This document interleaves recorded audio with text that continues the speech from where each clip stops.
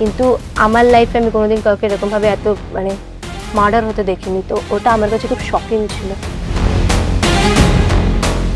যে রাজদারও কিছু কিছু জিনিস, যেমন কোনো কিছুতেই এত উদ্ধতপনা দেখানো ঠিক নয় আমার মনে হয়। মানে প্রথমে এই ব্যান্ড কালচারটা তুলে নিতে চাইছি। আমি চাইছি সবাই সবার কাজে না খুব স্বাধীনভাবে, স্বাধীনতাটা না খুব ইম্পর্টেন্ট।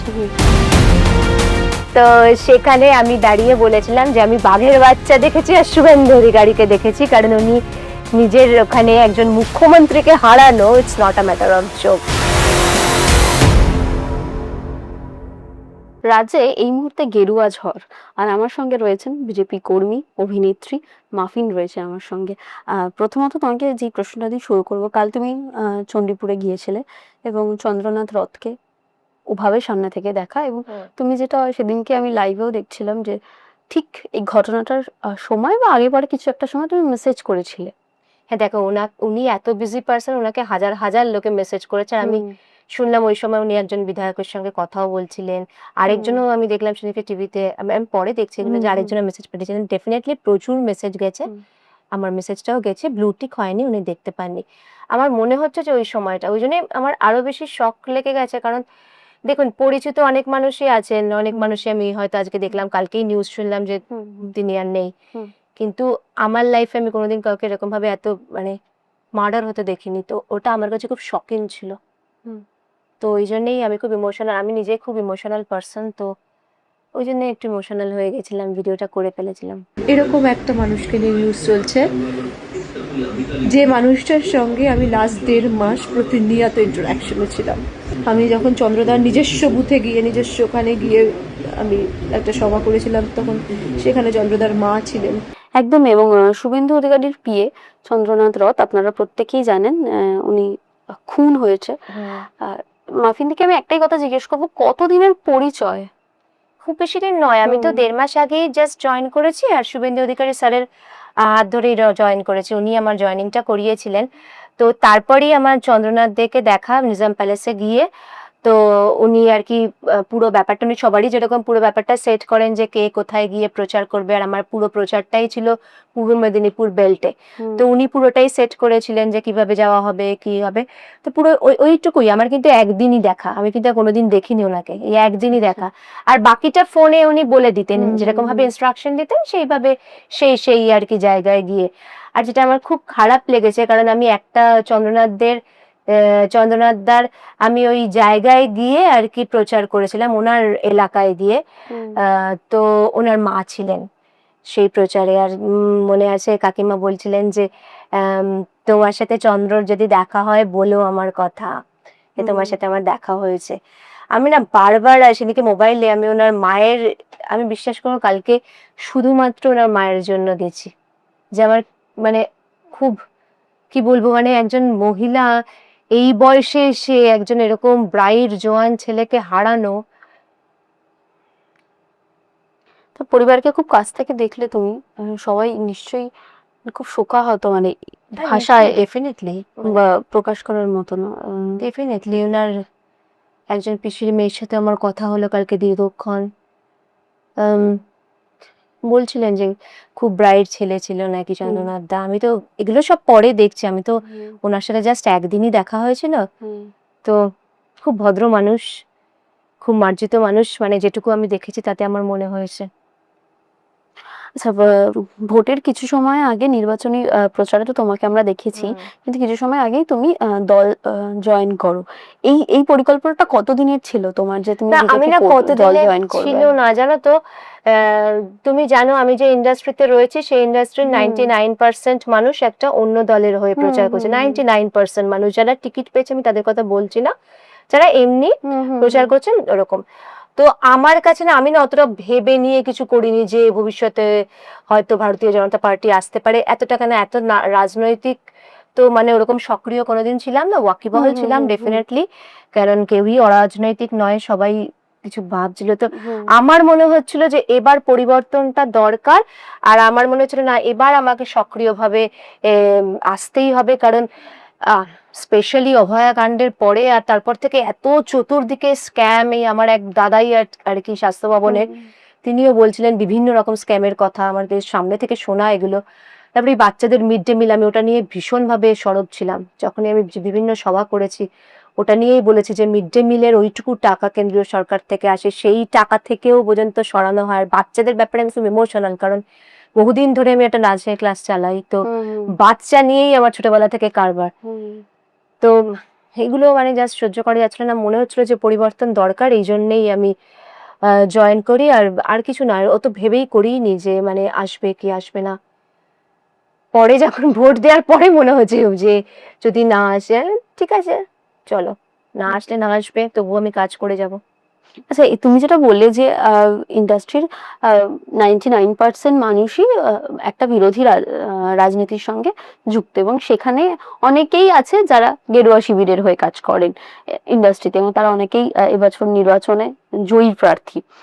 তো সেক্ষেত্রে তোমার কাছেও কি ভোটে লড়ার অফার এসেছিল? না, ভোটের অ্যাজ একটা হালকা অফার এসেছিল উত্তর কৃষ্ণনগর থেকে, আসলে ওইখান থেকেই সূত্রপাত। হঠাৎ আমার কাছে একটা ফোন এসেছিল, যে এগুলো তো আমি কখনো ভাবিনি যে এরকম করার কথা। যাই হোক, তারপরে সেটা নানা কারণে, আমি তো একদম নিউ, আমি তখন ভাবিনি এগুলো এগুলো নিয়ে আমি খুব দোনা, মানে না না না, মানে তখন আমি ভাবিনি, মানে আমি তো একেবারেই একটা অরাজনৈতিক ফ্যামিলি থেকে, তো আমি আমি খুব ভয় পেয়ে গেছিলাম, না না না আমার দরকার নেই, মানে এরকম। যাই হোক, টালমাটালে ওটা হয়নি, কিন্তু ওইখান থেকে জয়েন করা। আর আমার মনে হয়েছিল আগে আমি কাজটা শিখি, আগে কিছু শিখলামই না, আগেই যদি একটা ভোটে ক্যান্ডিডেট হয়ে যাই তাহলে তো খুব মুশকিল। মানে আগে যে কাজটা করতে যাচ্ছে এটা আগে একটু গ্রাউন্ড লেভেল থেকে শিখি। আর আমার খুব ভালো হয়েছে যে এবার প্রচারটা আমার মেদিনীপুরে, পূর্ব মেদিনীপুরে পড়েছে, আর ওখানে আমি বিভিন্ন মানুষের সাথে মিশে যেতে পেরেছি। এতদিন তো দেখো, মেদিনীপুর আমার প্রায় সেকেন্ড ঘর বাড়ি ছিল, কারণ আমি প্রচুর শো করেছি, 200টার বেশি শো করে ফেলেছি। তো সেটা কি ছিল, দর্শকদের সাথে ওই কানেকশনটা, মানে আমি স্টেজে, দর্শকরা নিচে। আর এবার কি ছিল, আমি পুরো স্টেজ থেকে নিচে নেমে গিয়ে সবার সাথে মেশা, সবারই।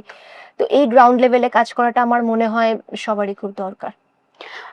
মাফিনদি, প্রায় 18 বছরের কাছাকাছি তুমি ইন্ডাস্ট্রিতে রয়েছো, এবং একটা সময় যে দীর্ঘদিন তোমার কাজ ছিল না, সেটাও একটা 1 বছর সময় গেছে।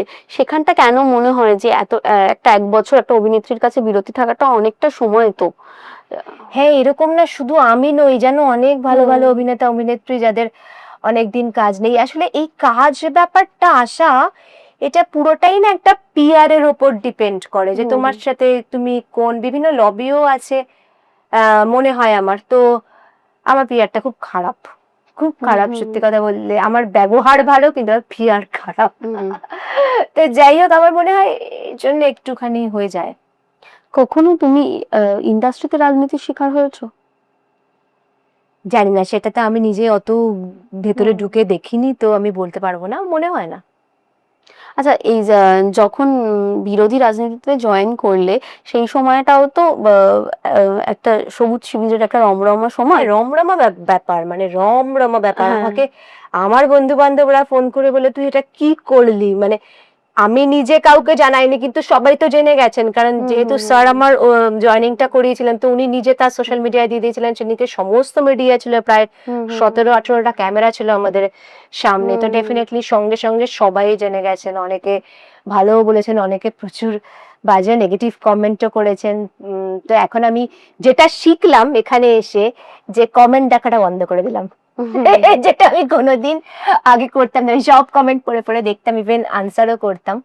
কিন্তু এইবার যে এখানে এসে দেখলাম যে আননেসেসারিলি সব এমন এমন বাজে কমেন্টও করেন, যেটা আমি কমেন্ট দেখা একদম ক্লোজ করে দিলাম। এটা আমার একটা উপকার হলো। তো যেটা বলছিলে যে সেই সময় কি কি কমেন্ট তুমি পেয়েছিলে যখন তুমি একটা বিরোধী দল জয়েন করছো? আমার মনে আছে, আমার যে প্রথম সভা চণ্ডীপুরে, তো সেখানে আমি দাঁড়িয়ে বলেছিলাম যে আমি বাঘের বাচ্চা দেখেছি আর শুভেন্দু অধিকারীকে দেখেছি, কারণ উনি নিজের ওখানে একজন মুখ্যমন্ত্রীকে হারানো, it's not a matter of joke. সেটা নিয়ে প্রচুর বাজে বাজে কমেন্ট বলতে চাই না, কিন্তু প্রচুর বাজে বাজে কমেন্ট দেখেছি। তো আমি এখন দেখি যে সবাই লিখছে শুভেন্দু অধিকারী একজন বাঘ। আমার এখন হাসি পায় যে আমি তখন এই কথাটা বলেছিলাম, আর এখন সবাই বলছেন সেটা। কখনো মনে হয় যদি এই পরিবর্তনটা না হতো, তাহলে তোমার কাজের জায়গায় কতটা অসুবিধা হতো? দেখো, আমার জানি না কেন পার্সোনালি মনে হয় আমাদের ইন্ডাস্ট্রিতে তো বিভিন্ন দেখো প্রচুর বাম শিবির থেকে তো ভর্তি ভর্তি অভিনেতা অভিনেত্রী, তো আমার মনে হয় যে ইন্ডাস্ট্রিতে আমার মনে হয় না খুব একটা কাজের অসুবিধা হতো বলে। দেখো এমনিতেই যে ইন্ডাস্ট্রির যে একটা চলছিল, সবাই এই ব্যান হয়ে যাচ্ছে, আজকে ও ব্যান হয়ে যাচ্ছে, এগুলো তো চলছিলই আগে থেকে, তো এর থেকে আর বেশি কি হতো? মানে এই যে ব্যান হয়ে যাওয়া, সেটাকে মেনে নিতে পারতে? না, আমার মনে হয় কারোরই ব্যান করে দেয়া, আমার মনে হয় সবকিছুই একটা আলোচনা করে কনক্লুশনে আসা যায় সবকিছু বিষয়। এই হঠাৎ করে তাকে ব্যান করে দেওয়ার অধিকার, কারণ আমার স্ট্রাগলের লাইফে তুমি আমাকে সাহায্য করনি, সুতরাং আমি যখন নাম করে গেছি তখন তুমি কেউ নও আমাকে ব্যান করে দেওয়ার। আমার মনে হয় সবকিছুই সমাধান আলোচনার মধ্যে হওয়া সম্ভব। আচ্ছা, ইন্ডাস্ট্রির এখন তুমি যে দল করো সে দল এখন রাজ্যে, এবং তারা মানে কি বলবো, পশ্চিমবঙ্গের আগামী সরকার গঠন করতে চলেছে। তো তুমি ইন্ডাস্ট্রির কি কি পরিবর্তন চাইছো? প্রথমে এই ব্যান কালচারটা তুলে দিতে চাইছি। আমি চাইছি সবাই সবার কাজে না খুব স্বাধীনভাবে, স্বাধীনতাটা না খুব ইম্পর্টেন্ট, সবাই সব সেক্টরে খুব স্বাধীনভাবে কাজটা করতে পারুক। আমার মনে হয় আগামী দিনে পারবে, কারণ আমার দলের এই প্রথম থেকেই যে নীতিগুলো আমি দেখছি, যে বিভিন্ন জায়গায় দেখছি যে পুরনো পুরনো বাম অফিসগুলো খুলে দেওয়া হচ্ছে, পার্টি অফিসগুলো, বা ধরো তৃণমূলের বলা হচ্ছে, আমাদের শীর্ষ নেতারা সবসময় বলছেন যে কারোর সাথে কোনো হিংসে নয়, কোনো কিছু, কারোর পার্টি অফিস আমাদের কাছে একটা মন্দিরের মতো, তো সেগুলোকে কাউকে ভাঙা যাবে না। আর সত্যি আমি দেখছি এগুলো বিভিন্ন ফেসবুকে বা সোশ্যাল মিডিয়ায় তো দেখছি যে এগুলো করছে, তো আমার এই ইনিশিয়েটিভ গুলো ভীষণ ভালো লাগছে, মানে শুরু থেকেই না একটা পজিটিভিটি রয়েছে। আর কি কি পরিবর্তন চাইবো? আর যেগুলো ওরা কমিট করেছে সেগুলো যদি পূরণ হয় তো ডেফিনেটলি হবে। দেখো পশ্চিমবঙ্গ এখন যে জায়গায় দাঁড়িয়ে আছে না, অনেকটা পিছিয়ে গেছে, তো এখান থেকে এখন এই ইনফ্রাস্ট্রাকচার তৈরি করতে কিছুটা সময় তো লাগবে। যে আমরা যদি বলি যে রাতারাতি কোনো কোম্পানি চলে আসবে, সেটা তো সম্ভব না। কোনো রাজ্যে একটা ইনফ্রাস্ট্রাকচার না হলে সেটা কোনোভাবেই সম্ভব না। সেটা হোক একটু টাইম টেকিং, কিন্তু আমার মনে হয় অনেক উন্নতি হবে, আর ডাবল ইঞ্জিন সরকার হতেই হবে। একদমই। আচ্ছা, তো একটু বলো যে তুমি যে এই সময় থেকে শুরু করেছো, এবং তারপরে এই যে 18টা বছর কেটে গেছে, তোমার চোখে কি কি পরিবর্তন এসছে ইন্ডাস্ট্রি? মেকআপ রুমে প্রচুর পরিবর্তন এসছে। মেকআপ রুমটা আগে ভীষণ ভালো ছিল, খুব মজা করতাম। অনেক আগে এক দুটো সিরিয়ালের মেকআপ রুম তো ছেলে মেয়েরা একসাথে বসতাম আমরা, তো ন্যাচারালি ভীষণ, আর সবার সাথে সবার কানেক্টিভিটি যেটা পুরোটা চলে গেছে মোবাইলের দৌলতে, পুরোটা চলে গেল। মানে এখন আমরা বসি কিন্তু কেউ কারোর সাথেই নয়, সবাই এরকম করে, সেটা সেটা ইন্ডাস্ট্রিতে কেন, সেটা বাইরেও সব জায়গায়, মানে সবাই দূরের বন্ধুদেরকে লাইক দিয়ে যাচ্ছে, এ করে যাচ্ছে, কিন্তু কাছের বন্ধু কথা শোনার কোনো কারোর সময় নেই। তো এই যে আলোচনা, এই যে মজা, এই যে একসাথে খাওয়া, এটা টু সাম এক্সটেন্ট একটু মিস করি। আর যেটা ভীষণ ইরিটেটিং লাগে, দেখো আমিও ব্লগ করি, আমিও এ করি, সবই ঠিক আছে, কিন্তু হঠাৎ তুমি জানো না হলো না, তোমার সামনে ক্যামেরা, এই মাফিন বল এটা কি হলো, এবার কি হলো, তুই জানো না, হঠাৎ আমি হয়তো এমনি হয়ে বসে আছি, হঠাৎ দেখছি সামনে একটা ক্যামেরা, তো এই সকলে সবাই ক্যামেরা নিয়ে ঘুরছে, এইটা একটা খুব ইরিটেটিং ব্যাপার হয়ে গেছে। আচ্ছা, তুমি যেটা বলছিলে যে এই যে ইন্ডাস্ট্রির পরিবর্তন নিয়ে আমরা কথা বলছিলাম, মানে ইন্ডাস্ট্রিতে তো একটা রাজনীতি ছিল, একটা রাজনীতির রং ছিল, একদম রাজনীতি মুক্ত ইন্ডাস্ট্রি, মানে যেটা কাজের জায়গাটা শুধু কাজ, বা শিল্পীদের যে আদান প্রদান সেটাই থাকবে, সেখানে রাজনীতির রং থাকবে না। সেটাই তো হওয়া উচিত, সেটাই তো হওয়া উচিত একদম। স্কুল, কলেজ, আর কলেজ রাজনীতি মুক্ত তো করা যাবে না, কারণ কলেজ ইউনিয়ন থেকেই সবাই ওঠে, কলেজ রাজনীতি থেকেই, কিন্তু যাই হোক স্কুল থেকে আর ইন্ডাস্ট্রি ডেফিনেট রাজনীতির রং, আর রাজনীতি মানে যদি আসেও, আমার মনে হয় আমি বারবারই বলছি স্বাধীনতাটা ভীষণ দরকার। একটু তোমার শুরুর সময়টা বলো, যে এই যে 18টা বছর কেটে গেছে, এবং কিভাবে শুরুটা হয়েছিল তোমার? আমার শুরুটা হয়েছিল, আমি হঠাৎ একদিন, আমার ভীষণ ইচ্ছে ছিল আমি মডেলিং করব, তো আমি হঠাৎ একদিন পেপারে দেখলাম যে মিস মিলেনিয়াম কম্পিটিশন হচ্ছে, তো একদম অনেক ছোটবেলায় সেটা, তো আমার দাদারা হাসলে, বলে তুই হবি, তুই জানিস ওখানে সেই, তো যাই হোক আমি নাম দিলাম, আর আমি ভাবিও নি হব, তো সেটাতে আমি হয়ে গেছিলাম, ফার্স্ট রানার আপ হয়েছিলাম। তো সেইখান থেকে একটা সিরিয়ালের অফার আসে, যদিও ওই সিরিয়ালটা অন এয়ার হয় না, তো ওইখান থেকে টুকটুক টুকটুক করে, তখন তো এত চ্যানেলের মানে এরকম ব্যাপারটা ছিল না ওখানে, নয় তখন প্রোডাকশন ম্যানেজার বা কাস্টিং এরও প্রোডাকশন ম্যানেজাররাই কাস্টিং করে দিতেন, ডিরেক্টরদের ওপরে বিশাল হাত ছিল কাস্টিং এর ওপরে। তো ওইভাবেই হতো, তো ব্যাপারটা অনেক ইজি ছিল। এখন আমার এখনো ইজি, কারণ এখন তো অনেক নতুন নতুনরা চান্স পাচ্ছেন। কিন্তু তখন আমাদের ছিল যে আমরা এসছি, আমরা একটা ছোট ক্যারেক্টার করব, শিখবো, দেখবো, কাজটা শিখে তারপরে বড় ক্যারেক্টার করবো। কিন্তু এখন তো পুরো সিনারিওটাও 90 ডিগ্রি অ্যাঙ্গেল ঘুরে গেছে, যে এখন নতুনরাই মেইন কাস্টিং করে আর বাকিরা জাস্ট প্রপসের মতো দাঁড়িয়ে থাকে। মাফিদি, তুমি সম্প্রতি যেই ধারাবাহিকটা করলে এটা রাজদার প্রোডাকশন হাউস ছিল, এবং এই নির্বাচনের সময় আমরা রেজাল্ট একদিন দেখেছি রাজ চক্রবর্তীর সঙ্গে অত্যন্ত নিন্দনীয় একটি ঘটনা ঘটে যায় এবং তাকে আক্রমণ করা হয় বিরোধী দল থেকে। সেই সময় কি বলবে এটা নিয়ে? দেখো, কাউকেই আক্রমণ করাটা আমি সমর্থন করি না। রাজদার ওখানে আমি কাজ করেছি, খুব ভালোভাবে কাজ করেছি। খুবই উনি টাকা পয়সার দিক থেকে ভীষণ ভালো ছিলেন, ঠিকঠাক করে দিয়ে পেমেন্ট করে দিতে, যেটা আমাদের খুব দরকার। ঠিকঠাক পেমেন্ট দিতেন উনি, আর্টিস্টদের সম্মান দিতেন। আমরা সত্যি খুব ভালোভাবে ভালো করেই কাজটা করেছি। তো খারাপ লাগছে।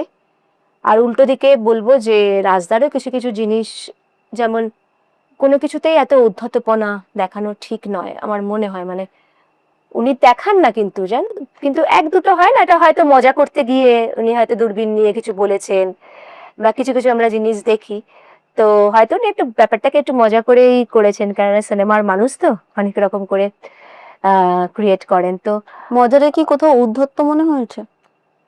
উদ্ধত তো ডেফিনেটলি যারা অন্য গ্রুপের কাছে লাগতেই পারে, অন্য শিবিরের কাছে। তো হয় না, এটা তো রাজনৈতিক, এটা চলতেই থাকে। কিন্তু পার্সোনালি আমি কাজ করেছি, আমার ওনাকে বেশ ভদ্র মানুষই মনে হয়েছে। একদম। তো একটু বলো যে এখন মন্ত্রিসভায় যারা দেখা যাবে সেই নিয়ে বিস্তর আলোচনা হচ্ছে, এবং ইন্ডাস্ট্রির দায়িত্বে তুমি তুমি কাউকে দেখতে চাও? মানে তোমার ব্যক্তি পছন্দ থেকে যদি বলো যে তোমার মনে হয় ইন্ডাস্ট্রির ভালো। দায়িত্বে আমার মনে হয় ইন্ডাস্ট্রি থেকেই কাউকে হলে ভালো হয়, সে অনেক ব্যাপারটা বুঝতে পারবেন। যারা এই বছর জয়ী বিধায়ক, শুভেচ্ছা বার্তা জানিয়েছো?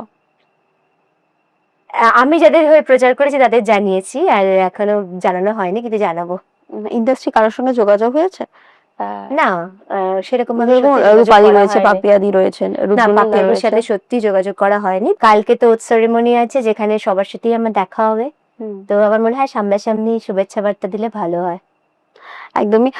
তো সামনে কি কাজ আসছে তোমার, একটু বলো, নাকি এখন সক্রিয় রাজনীতির সঙ্গে কাজটাও এই কতটা মুহূর্তে না, সময় আমার খুব রাখবে? ভালো হয়েছে যে এই মুহূর্তে যেহেতু আমার সিরিয়ালটা শেষ হয়ে গেছে, তো জাস্ট এখন আমার কাজ নেই, সুতরাং ওই 1.5 মাস আমি ছুটিয়ে করেছি। তবে হ্যাঁ, কাজ তো ছাড়া যাবে না, মানে অভিনয়টাই তো এত বছর তো আমি ওইখানেই সময় দিয়েছি। তো অভিনয়ের জায়গাটা তো ওটা তো ভালোবাসার জায়গা, আমার নাচের ক্লাসটা আমার ভালোবাসার জায়গা, তো এই দুটো নিয়ে তো থাকতেই হবে। আচ্ছা, বিজেপি কর্মী হিসেবে তুমি কি কি কাজ করতে চাইবে এবং কোন কোন সমস্যার দিকে তুমি আলোকপাত করবে? আমি তো ডেফিনেটলি মহিলাদের দিকেই কাজ করতে চাইবো, মহিলাদের নিয়ে বা কালচারাল কোনো ব্যাপার নিয়ে, যেহেতু আমি কালচারালি এতদিন ধরে এদিকটাই দেখছি। তো দেখি আমি দল কি বলে, যদি আমাকে কোনো কাজে ওরা দেয়, তো যেদিকেই দেবে সেদিকটাই আমি ভালো করে করার চেষ্টা করব, যে কাজটাই দেবে। আচ্ছা, তো যেই প্রসঙ্গে আমরা শুরুর দিকে কথা বলছিলাম, চন্দ্রনাথ রথ এবং তার বিচারের যে দাবি, এবং শুভেন্দু অধিকারী সাথে তোমার নিশ্চয়ই কথা হয়েছে? এবং না, আমার স্যারের সাথে কথা হয়নি এই সময়। স্যারকে আমি ফোনই করবো না, কালকে দেখাও হয়নি? সাংঘাতিক না, কালকে দেখা হয়নি। কালকে উনি তো মনে হয় পুরোটাই এদিকটা সামলাচ্ছিলেন। তারপরে উনি মনে হয় অমিত শাহজির সাথে কথা বলতে, আমি ঠিক জানি না, হয়তো এটা আমি অ্যাসাম করছি, হয়তো চলে গেছিলেন। তবে চণ্ডীপুরে তো দেখা হয়নি ওনার সাথে আমার।